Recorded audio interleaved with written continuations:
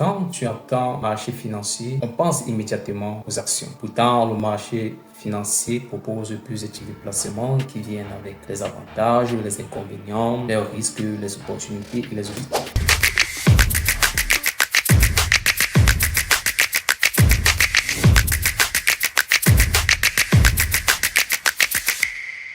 Connaître ces différentes catégories te permet de mieux comprendre le marché financier, les différents placements que font les meilleurs investisseurs. Si on prend ton premier placement, les actions. Lorsque tu achètes une action, tu achètes la part d'une entreprise et tu bénéficies de la valorisation de l'action lorsqu'elle augmente sur le marché et en plus des dividendes que l'entreprise reverse lorsqu'elle fait des bénéfices. L'avantage des actions, c'est que ça donne une performance, mais son inconvénient, elle est très risquée. Si on prend en placement des obligations, lorsque tu achètes une obligation, tu fais un prêt à une entreprise ou à un État. Lorsque tu achètes cette obligation, tu reçois de manière régulière des intérêts avec des coupons et à la fin de la période de l'obligation, tu reçois ton investissement initial. L'avantage de l'obligation, elle est stable, mais son inconvénient, elle est moins performante. Le troisième placement le plus populaire auprès des débutants, auprès des intermédiaires sur le marché boursier, auprès des professionnels, c'est l'ETF. L'ETF, c'est quoi? C'est un panier d'actions, c'est un panier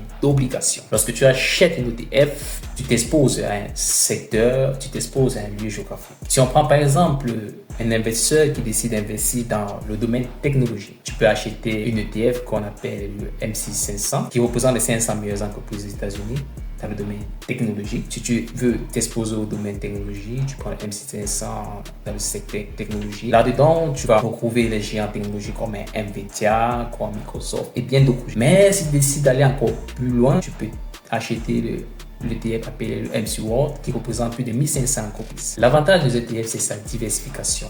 Elle te permet de mieux te diversifier sur un secteur, sur un lieu géographique. Au lieu d'acheter une action, au lieu d'acheter une obligation, tu achètes plusieurs actions, tu es représenté dans plusieurs entreprises grâce à un seul investisseur. Le quatrième placement, c'est un placement généralement, quand on parle de cela, on voit généralement c'est l'assurance vie. Laisse-moi te dire que l'assurance vie n'est pas seulement mise pour un décès.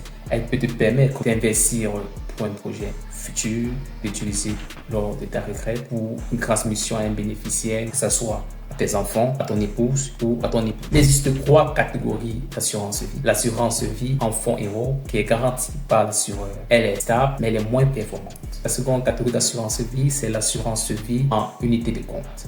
Elle est très performante, elle est risquée parce qu'elle est exposée au marché financier. Lorsque tu décides d'avoir une assurance en unité de compte, tu t'exposes aux actions, tu t'exposes aux ETF, tu t'exposes aux obligations. Mais derrière, tu as une grande performance. La troisième catégorie d'assurance vie, c'est l'assurance vie multisport. C'est l'assurance vie la plus courante, la plus utilisée maintenant parce qu'elle te permet de faire une combinaison entre l'assurance vie en fonds euros et l'assurance vie en unité de compte. Elle te permet de faire un équilibre entre risque et performance. Le cinquième placement, c'est l'immobilier coté. À partir du marché financier, tu peux t'exposer au marché d'immobilier en achetant un titre dans une entreprise qui possède des biens immobiliers. Tu deviens directement un investisseur, tu possèdes directement un bien immobilier. Ça te permet de t'exposer au marché financier, mieux comprendre le marché financier. Alors, à partir d'aujourd'hui, lorsque tu comprends le marché financier, pense à plusieurs types de placements. Et chaque type de placement a ses caractéristiques. Lorsque tu comprends action, tu comprends performance, tu comprends croissance. Lorsque tu comprends obligation, tu comprends stabilité. Lorsque tu comprends assurance vie, tu comprends stabilité, mais tu comprends plus optimisation fiscale. Lorsque tu comprends ETF, tu comprends diversification. Lorsque tu comprends immobilisation, tu comprends exposition au marché immobilier. Comprendre ces différentes catégories te permet de mieux analyser le marché financier et de mieux écouter l'actualité économique en prenant du recul. Alors, si toi aussi tu veux mieux comprendre des explications aussi simples sans jargon technique, rejoins ma communauté.